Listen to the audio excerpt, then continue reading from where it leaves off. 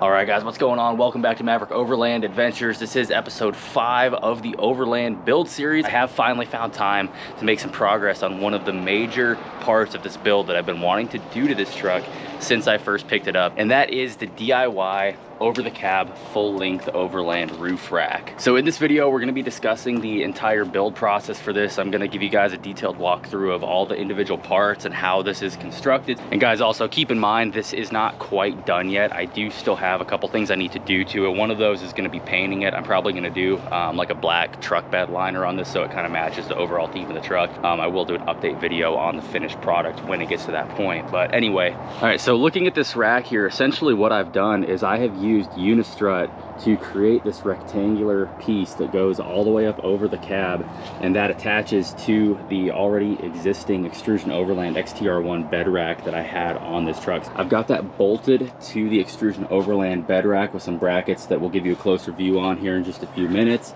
And then the back part of this rack over where the bed is, I have 2 crossbars also made out of Unistrut that are bolted up to the main side of the rack using these angle pieces here and some bolts.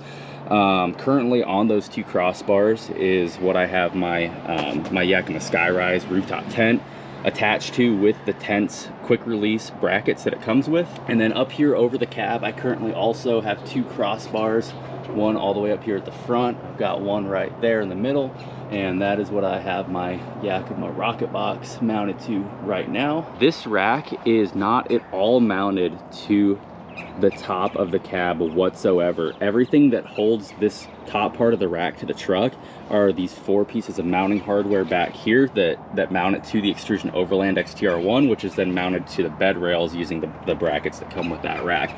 So the way that I designed this is so that it is completely modular and very simple. So if I wanted to take the entire rack off as one unit, I could just by undoing those bolts that are there on the bed rails, or I could just take that top part off by undoing the 4 brackets that are holding it to the XTR1 rack. Now, what I did up front, because it's so close to the top of my cab, I don't want it bouncing off of the cab, and I want to make sure that this has, you know, adequate support for whatever I'm carrying up there. So I actually got these little feet, and these are completely height adjustable, so I just adjusted them to the proper height to keep this completely level with the bed rack, and that holds this up just off of the cab, just enough to where if we're on the highway hitting some bumps and stuff, that bed rack isn't able to flex down and hit the top of the cab. You can see if I grab even up here at the front, very far forward of that last mounting point, I can shake the entire truck using that roof rack. It's very, very secure. Let's give you guys a quick little walk around of it here. That is what it looks like from the front. I am going to shoot some better shots on my big camera. I'll stitch those in throughout the video. This is what it looks like coming down over the bed rack. I'll give you guys a little under view of it there. First, let's just start with the basics and just talk about this main rectangular frame that forms up the perimeter of the rack. So this build is going to use both sizes of Unistrut. We've got the 12 gauge, which is going to be the thicker full size, and then we've also got 14 gauge, which are going to be these thinner ones, which are about half the width of that 12 gauge. So both of the long sides that run all the way from the back to the front of the truck are going to be that 12 gauge, and these are just 10-foot sections, exactly as you would buy them from the hardware store. I like the length of the 10-foot on the Maverick. I think it's just about perfect. You can see where it comes on the front, just shy of the windshield, coming all the way over the back. I've got it hanging off about maybe like 6-7 inches. The front and the back are going to be that 14 gauge. Again, that's the half size stuff. You can see how that's a little bit thinner, and these are going to be 4-foot sections. My dimensions might be a little bit different than what you need to do if you have a different rack, but for the Maverick, this 4-foot by 10-foot I think looks pretty dang good. There's the view of the front for you guys there. Again, that one is also a 4-foot section of 14 gauge. Okay, and then all of these corner brackets that are holding this main rectangular perimeter of the rack together are all the ones that are designed specifically for Unistrut. You can find them in Lowe's and Home Depot right next to where the Unistrut's at.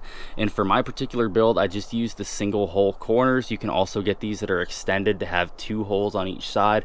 The single hole ones worked just fine for me. All 4 of these main corners are going to have one of these brackets, and this is what Unistrut is holding the back part and the front part to these main side pieces. Through each of these holes, I just have a single 1/2 inch size bolt. I believe these are the 2-inch long ones. The code on these bolts is AYB. So if you go to Lowe's or Home Depot, you can look for AYB, and that's going to tell you which ones these are. Again, I think they're the 2-inch length ones.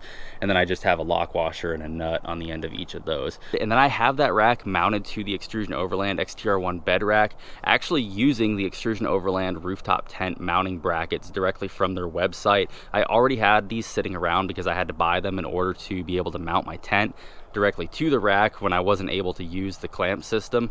So they worked really well for that, but once I started doing this and I was able to use the clamp system, I didn't need those anymore. So when I was brainstorming what I could do to be able to mount this to the Xtrusion Overland rack, I realized that these brackets would work perfectly. Now these are a little bit pricey. They're 50 bucks on Xtrusion Overland's website just for these 4 little L brackets. You get 4 of them in the kit when you purchase these.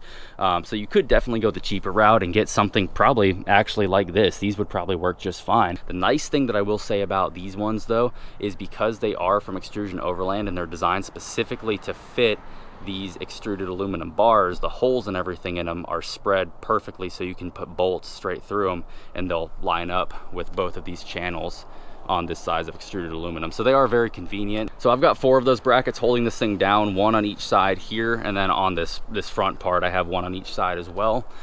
I've got those bolted directly into the channels on the XTR1 rack using some drop-in T-nuts and a bolt through the hole.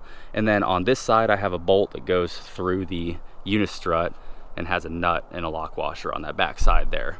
Up here at the front, exact same corner hardware and bolts holding the front piece on, and then we get to our crossbars that go over the top of the cab. Right now I only have the 2 on there, but the nice thing about using Unistrut is with all of these holes, these are all mounting points to where I could add as many crossbars as I want to this thing. For the crossbars, these are actually very similar to how I have the main part of the rack held together. These are the exact same Unistrut corner brackets, just a single hole 90-degree brackets. I've got 1 bolt and a nut holding the crossbar to that bracket, and then I've got 1 bolt and a nut holding the bracket to the main outer frame here. Both of those crossbars are an even 4-foot section of 14 gauge Unistrut. All right, and then finally we get to the most complex part of this rack build, and that was these crossbars that go over the bed rack back here. So just touching on the issues that I had with mounting the rooftop tent, I actually did a full video on this. You guys can check that out if you want the full detailed description. But in a nutshell, basically the problem was that Yakima designed these tents to have this quick release clamp system, which is awesome for someone like me that frequently lifts this tent on and off of the truck over and over. It allows you to just undo those clamps, lift the thing off, and then when you want to put it back on, you drop it down, tighten the clamps, and you're good to go. Unfortunately, the way that Yakima designed these is so those clamps only fit their crossbars exclusively, or crossbars that have a very similar profile. What that means is I wasn't able to clamp those clamps onto the Xtrusion Overland bed rack because these bars are unfortunately just too thick. So what I had to do instead was get those roof rack mounting brackets, completely remove the clamps, and use bolts to secure the tent directly to the extruded aluminum bars, which means every time I wanted to take this tent off or put it back on, I had to actually open the whole thing up, stick my hand in there, do nuts and bolts. It was a huge pain in the butt and extremely inconvenient. So when I was designing this DIY rack, the major point that I had to figure out was how I could design this in a fashion that would allow me to still use those quick release clamps. So I quickly realized that the half thickness Unistrut, this 14 gauge, is actually almost the perfect width for those clamps to fit around, but there's still a problem in that that stuff is much thinner, meaning it's less rigid. So with the weight of 2 people sleeping up here in the rooftop tent, you get a lot of flex pushing down in the middle on that, and it's not gonna be as strong as I needed it. So what I did here to solve that issue and finally get all of this stuff to work correctly, these crossbars from the new portion of rack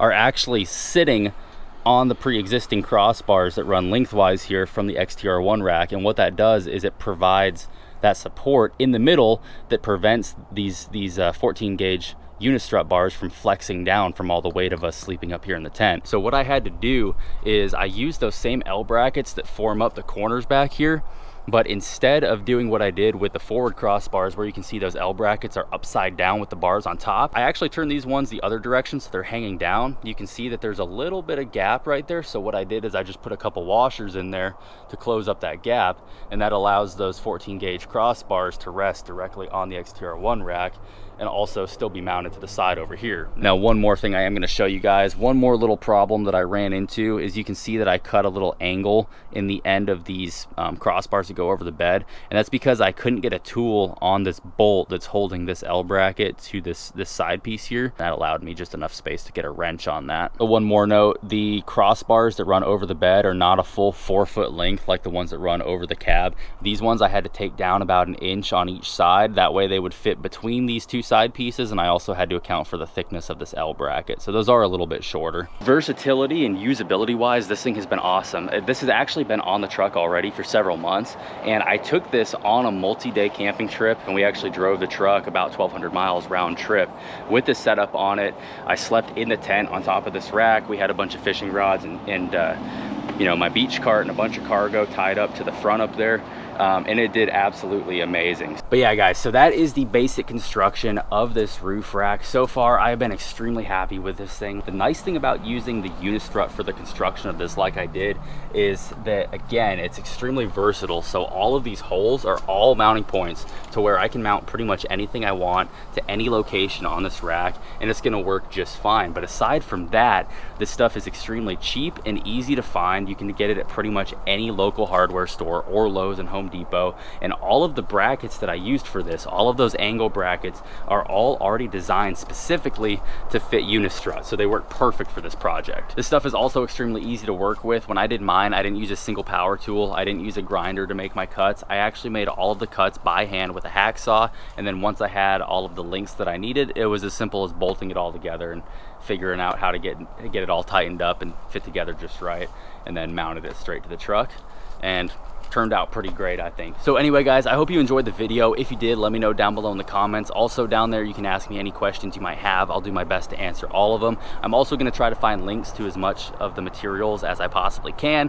I'll put those down below in the description. That way, if you guys are doing a similar project to this, hopefully those links can help guide you to the materials that you'll need. Once I get this project completely done, I will do a second part to this video. That way you guys can see the final product. But until then, thank you guys so much for watching the channel. If you're not subscribed already, make sure you do so. That way you don't miss out on future content. I look forward to seeing you on the next one.